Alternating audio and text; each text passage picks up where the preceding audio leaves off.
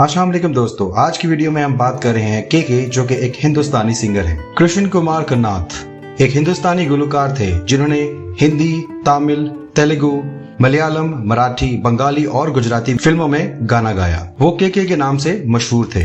कृष्ण कुमार कन्नाथ या फिर के जुम्मा 23 अगस्त 1968 को दिल्ली में पैदा हुए। उन्होंने अपनी इब्तदाई तालीम Mount Saint Mary School Delhi से हासिल की। उन्होंने कॉमर्स में ग्रेजुएशन की क्रियोरी मॉल कॉलेज से, जो कि दिल्ली में वाक़ है। उनका कद 5 फुट 5 इंच था। उनकी आंखों का रंग स्याह था और बालों का रंग भी स्याह था। खानदानी तौर पर वो मलयाली खानदान से ताल्लुक रखते थे। उनके वालिद का नाम SS नायर और वालदा का नाम कन्नाथ कनकोअल्ली था। के ने 1991 में अपने बचपन के प्यार ज्योति से शादी की। इस जोड़े का एक बेटा है जिसका नाम निकोल कृष्ण कन्नाथ है, जो कि एक गुलकार भी है, और इनकी एक बेटी भी है जिसका नाम है तमारा कन्नाथ। आपको बताते चलें कि के ने जब अभी सिंगिंग शुरू नहीं की थी, उन्होंने होटल इंडस्ट्री में मार्केटिंग एग्जीक्यूटिव की जॉब की थी। 1994 में वो मुंबई चले गए थे और उन्होंने उस वक्त बहुत सारे लोगों को अपने डेमोज दिए थे ताकि उनका म्यूजिक हिट हो सके। उनको सबसे पहला चांस UTV ने दिया था, जो कि एक जिंगल था।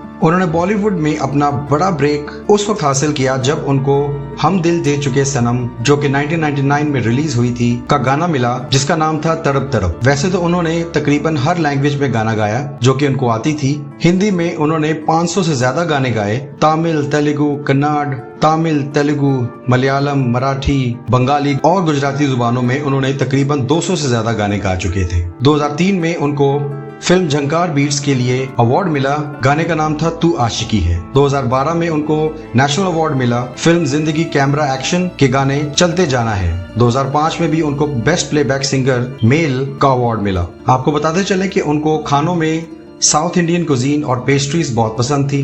शाहरुख खान उनके सबसे अच्छे एक्टर थे। आमिर खान, अक्षय कुमार और इरफान खान भी उनको बहुत पसंद थे। फीमेल एक्ट्रेसेस में उनको ऐश्वर्या राय, रवीना टंडन और करीना कपूर बहुत पसंद थी।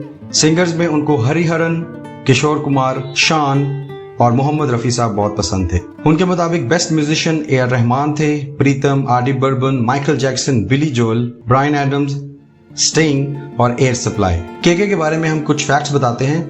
वो ये है कि उनको ट्रैवलिंग का बहुत शौक था और ड्राइविंग का।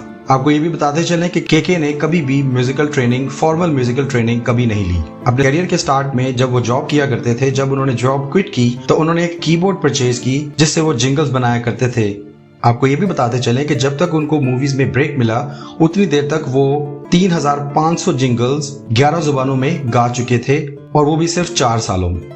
31 मई 2022 का दिन था। के कोलकाता में एक ऑडिटोरियम में अपनी लाइव परफॉर्मेंस कर रहे थे। इस लाइव परफॉर्मेंस के दौरान उन्हें दिल में कुछ तकलीफ हुई, लेकिन वो फिर भी अपनी लाइव परफॉर्मेंस कंप्लीट करते रहे। जब कॉन्सर्ट खत्म हुआ वो अपने होटल गए। तकरीबन रात के 10:30 बजे के अपने होटल पहुंचे तो उन्होंने तबीयत खराब होने का इंकशाफ किया, जिसके बाद उनको हॉस्पिटल लेके जाया गया जहां उन्हें मुर्दा करार दे दिया गया। दोस्तों, अब तक के लिए इतना ही। अगर मजीद वीडियोस देखना चाहते हैं आप तो इस वीडियो को लाइक करें और चैनल को सब्सक्राइब करें ताकि आपको हर आने वाली वीडियो सबसे पहले मिल सके। शुक्रिया।